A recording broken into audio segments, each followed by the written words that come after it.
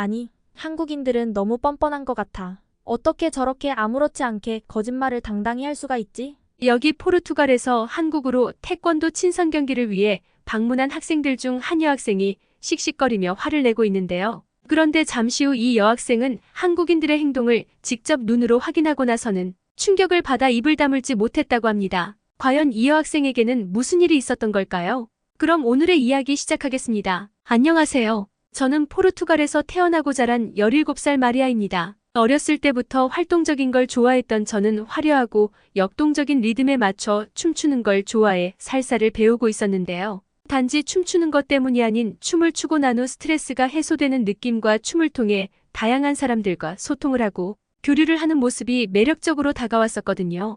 그러던 어느 날 우연히 유튜브를 통해 오디션 프로그램에 나온 한국 시범단의 태권도 공연을 보게 되었는데 보는 내내 온몸에 전율이 휩싸이면서 순식간에 빠져들어 버렸습니다. 그런데 이상하게 그 이후로도 오랫동안 계속 머릿속에서 떠나질 않는 거예요. 절도 있는 동작과 현란한 공중격파 등 정말 어디에서도 보지 못했던 멋진 공연의 매력에 빠져버린 저는 그 이후 태권도 아리를 시작하게 됐습니다. 그렇게 저는 배우던 살사를 그만두고 포르투갈 태권도장을 샅샅이 수소문해 태권도를 배우게 되었는데요. 배우는 내내 저는 저의 선택이 틀리지 않았다 생각했어요. 그 이유는 겨루기로 상대를 제압하는 것 외에도 댄스와 체조를 함께 접목시켜 공연도 할 수 있고 특별한 훈련 장소나 비싼 장비가 필요하지 않는 스포츠는 거의 태권도밖에 없기 때문에 가정 형편이 넉넉하지 못한 아이들도 배우는 거에 눈치 보지 않아도 되기 때문이죠. 제가 샅샅이 뒤져 찾아냈던 태권도장은 한국분이 운영하시는 태권도장이었어요. 이왕이면 제대로 배워보고 싶은 마음에 태권도의 종주국인 한국 사람에게 배우고 싶었는데 그렇게 찾아낸 태권도장의 저희 관장님은 포르투갈로 이민 온 태권도 전공자인 한국인이셨어요. 제 운명에 맞는 운동을 찾아낸 것만 같이 지루함 없이 배운 지 7년차가 되었을 때였는데요. 한국에 있던 관장님의 제자로부터 친선대회를 제안받아 한국을 방문할 수 있는 기회가 생겼습니다. 태권도를 통해 한국이란 나라를 알게 되었지만 한국에 대해선 그리 잘 알지 못했던 저는 이번 기회를 통해 한국이 너무나 가보고 싶어져 설레는 마음으로 한국에 입국했는데요. 공항에 도착한 저희는 입이 떡하고 벌어지는 경험을 하게 되었습니다. 그것은 바로 인천공항을 안내해주는 로봇 때문이었는데요. 첨단 기술이 접목되어 출국장 혼잡도 정보를 실시간으로 알려주거나 체크인 카운터 위치를 알려주며 목적지까지 에스코트해준다더라고요. 너무 신기하고 놀라워 기념사진까지 찍어버렸습니다. 또한 공연이나 작품 전시를 다양하게 하고 있어 기다리면서 지루할 틈이 없더라고요. 마치 한국에 온 걸 환영받는다는 기분이었어요. 출국 절자를 마친 저희는 관장님이 제자인 수혁이란 이름을 가진 한국 관장님이 마중을 나와주신 덕분에 편안하게 한국 관장님의 차를 타고 이동을 했어요. 공항을 나서자마자 만난 한국의 풍경은 정말 놀랍도록 아름답더군요. 하지만 저녁 식사에 초대해주신 한국 관장님의 집에 도착을 하고서는 더욱 충격적인 장면을 목격하고 마는데요. 한국인들의 거주 형태 중 하나라는 아파트 단지로 들어서자 아름다운 수변시설 및 야외정원, 놀이터, 지하주차장 등이 너무나 현대적이었습니다. 겉으로 보기엔 답답해 보였기에 내부도 좁디 좁은 게 아닌지 걱정하였지만 단지를 들어서자 어마어마한 규모에 압도당한 채 한국 관장님의 집 안으로 들어갔는데 집안 내부에는 각종 첨단 IT 시스템이 장착된 고급스러워 보이는 가전제품과 따뜻하고 모던한 느낌인 내부의 모습에 호텔이 아닌지 의심스러울 정도였어요. 그렇게 한국인 관장님의 아내분께서 준비해주신 맛있는 저녁을 먹고선 숙소로 이동했습니다. 푹 자고 일어난 다음 날은 친선대회 하루 전 관광을 할 수 있는 날이었기에 저희끼리 대중교통을 이용해 홍대로 이동하기로 하였는데요. 갑자기 전날 저녁 식사 자리에서 한국인들은 대중교통이나 결제도 모두 핸드폰 하나만 있으면 가능하다는 황당한 말을 했던 한국인 관장님이 생각나더라고요. 저희가 포르투갈에서 와서 아무것도 모른다고 무시하며 거짓말을 하는 거라고 속으로 생각하며 괘씸했었는데요. 하지만 지하철로 향한 저희는 지하철표를 구하려 분주하게 매표소를 찾고 있을 때 경악할 일이 생기고 말았습니다. 바로 전날 저녁 식사 자리에서 저희에게 거짓말로 속였다 생각했던 한국인 관장님의 말이 눈앞에서 행동으로 보여지고 있더군요. 대부분의 사람들이 핸드폰 하나로 개찰구를 통과하고 있었고 심지어 어떤 사람들은 시계처럼 생긴 물건을 개찰구에 갖다 대더니 지나가는 게 아니겠어요? 포르투갈에선 전혀 상상할 수 없던 일이었기에 저희는 모두 놀라 기절할 뻔했어요.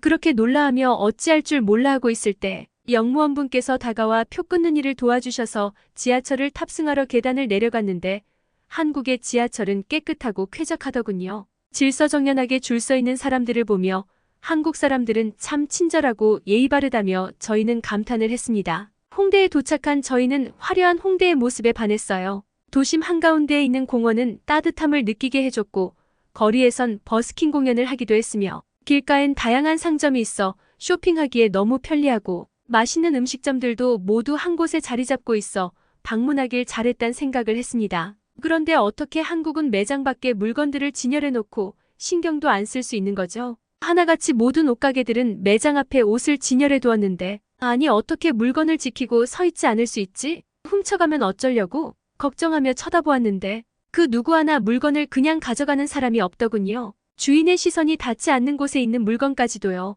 너무 신기했습니다. 유럽은 소매치기가 아직도 많다는 사실을 모르는 사람이 없을 거예요.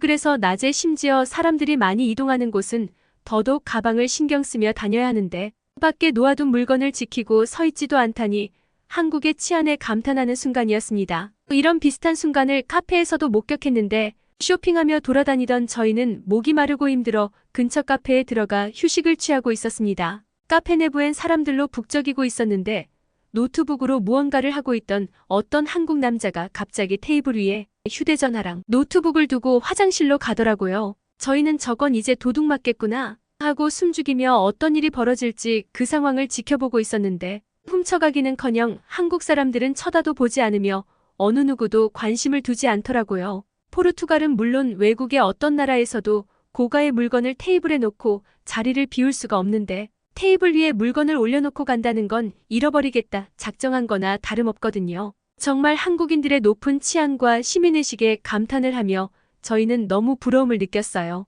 한참 휴식을 취한 저희는 배가 고파졌고 어제 한국인 관장님이 추천해주신 음식을 먹으러 향했습니다. 한국의 학생들이 좋아하는 음식이라 저희도 좋아할 수 있을 것 같다며 추천해주신 음식은 떡볶이였어요. 매장에 들어선 저희는 한국 사람들은 포르투갈어를 할 줄 모를 텐데 주문은 어찌하나 고민하고 있었는데 사람들이 주문을 하러 가지 않고 테이블마다 있던 모니터로 주문을 하더라고요. 저희도 다른 테이블에 있는 사람들의 행동을 본 뒤 테이블에 있던 모니터로 주문을 했습니다. 얼마 지나지 않아 빨간 소스에 매콤한 냄새를 풍기며 떡볶이가 나왔고 테이블에 놓여진 떡볶이를 보자 겁이 살짝 나더라고요. 낯선 모양의 음식이라 먹을 수 있을까? 잘못된 선택을 한 걸까? 하며 떡을 한 입 베어 물었는데 처음 먹을 땐 식감이 말캉말캉해 좀 낯설었는데 매콤한 소스와 함께 먹으면 먹을수록 자꾸 땡기더군요. 너무 매워 입에 불이 날 것만 같을 땐 어묵과 국물을 함께 먹었어요. 매운맛이 좀 가라앉기도 했지만 어묵 국물의 맛이 너무 풍부해서 깜짝 놀랐습니다. 국물에 자작하게 졸여진 라면사리도 함께 먹었는데 저희 친구들 모두 땀을 뻘뻘 흘려가며 정신없이 먹어치웠어요. 왜 한국의 학생들이 좋아하는지 어제 한국 관장님이 추천해주신 이유를 알겠더라고요. 너무 맛있게 먹고 나니 포르투갈에 있는 부모님에게도 이 맛을 보여드리고 싶었습니다. 부모님과 한국에 올 수 있긴 할까? 불가능하겠지 하고 생각하고 있는데 어떤 사람들은 먹지 않고 들어오자마자 백을 들고 나가길래 궁금해서 직원분에게 물어봤어요. 직원분께선 저희의 말을 알아듣지 못해 당황해하시는 것 같더니 뒤돌아서 뛰어가더라고요. 역시나 포르투갈어를 알아듣지 못하고 도망간 거구나 하고 생각하고 있을 때 아까 뛰어갔던 직원분이 다시 뛰어오시더니 핸드폰을 들이미는 거 아니겠어요? 뭐 하는 거지? 하고 당황해하자 직원분이 다시 핸드폰을 가져가서 말을 하니 핸드폰에선 포르투갈어로 번역이 되어 나오더라고요. 충격을 받고 멍하니 있다. 저도 직원분과 똑같이 핸드폰에 질문을 하니 직원분께선 알아들으셨는지 웃으며 설명을 해주셨어요.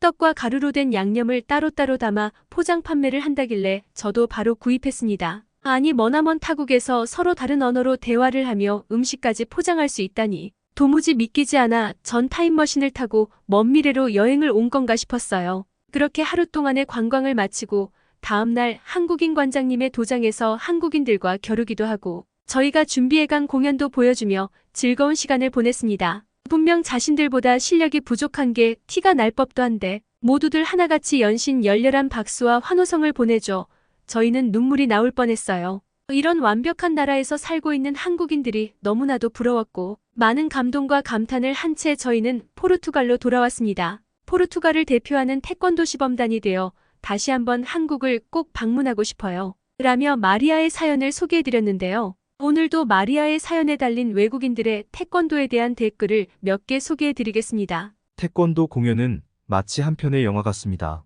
이 공연을 보기 위해서라면 얼마든지 돈을 지불하겠습니다. 흠잡을 데 없는 규율, 동작, 정신력에 존경을 표합니다. 무엇보다도 자신감 넘치는 목소리가 인상적이네요. 쿵푸와 가라테보다는 태권도가 멋집니다. 태권도는 무술이라기보다 고개에 가까운 것 같아요. 나이로비의 할머니들도 태권도를 배우고 있습니다. 태권도는 정말 재미있는 스포츠입니다. 강한 유산소 운동과 컨디셔닝, 스파링을 원한다면 태권도를 배우십시오. 태권도를 통해 무도정신을 배웁니다. 건강한 신체, 건강한 정신, 남을 배려하는 정신을 배울 수 있어요. 등의 다양한 댓글이 달려있네요. 포르투갈을 대표하는 태권도 시범단으로 다시 한번 한국의 마리아가 방문하길 저 감동화장창도 응원합니다. 여러분은 오늘의 이야기를 어떻게 보셨나요? 감동화장창이 전달해드리는 사연이 시청자분들의 하루에도 작은 힘이 될 수 있었으면 좋겠습니다. 구독과 좋아요, 알림 설정은 영상 제작에 큰 힘이 됩니다. 항상 행복하고 즐거운 하루 되세요. 감사합니다.